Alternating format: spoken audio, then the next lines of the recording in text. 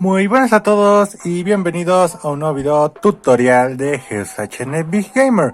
Y como podrán darse cuenta en el título, el video de esta semana es el siguiente.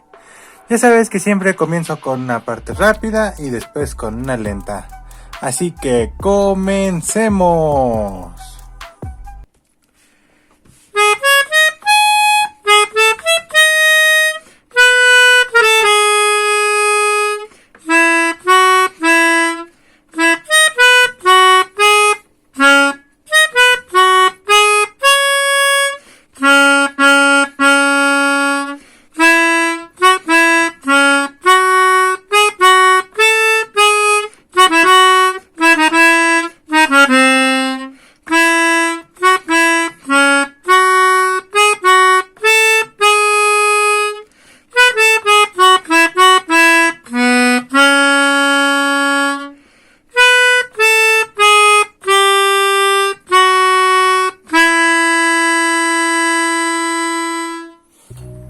Muy bien, esto ha sido todo el video tutorial de esta semana. Ya sabes que si te gustó puedes dejar tu like, si no tu dislike.